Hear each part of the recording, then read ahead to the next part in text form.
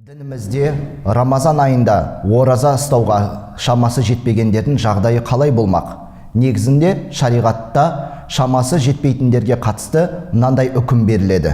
Егер кімде-кім өзінің денсаулығына қатысты, немесе кәрілік жасына қатысты осы ораза ұстауға шамасы келмесе, онда оған фидия өтеу уәжіп болып саналады. Фидия дегеніміз ол ораза ұстай алмайтынның өз орнына бір күнде бір кедей кепшікке аузын аштыру, оған тамақ беру дегенді білдіреді. Яғни біреуге ораза аштырып сәресін берсе, ауыз ашарын беретін болса, міне сол фидиясын өтейді. Және осыны 30 күн болса 30 күн жалғастырады, 29 күн болса 29 күн жалғастырып, сол фидиясын өтеп шығады екен.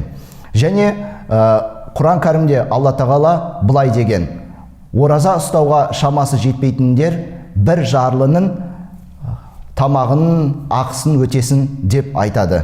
Және Ибн Аббас осы аятқа қатысты былай деген: бұл аят кәрілік жасқа келген кісілерге қатысты айтылған аят. Рамазанда ораза ұстау парыз болғандықтан, сол себепті кімде-кім ораза ұстамаса, шамасы жетпесе, яғни кәрілік жасқа келетін болса, онда ол өз орнына басқа біреудің оразасын аштыртып, фидиясын өтейтінін туралы аят екендігін бізге түсіндіріп келтірген.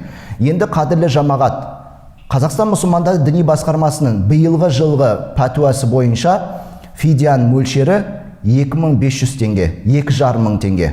Ал егер кімде-кімнің 2500 теңгеге шамасы жетпесе, мәселен, біреудің жағдайы келмейді, ақшасы жетпейді, немесе зейнеткер жасындағы үлкен кісілер, олар егер 2500 теңгені бере алмайтын болса, онда олар пітір садақа мөлшеріндегі құнын төлейді екен фидияның орнына.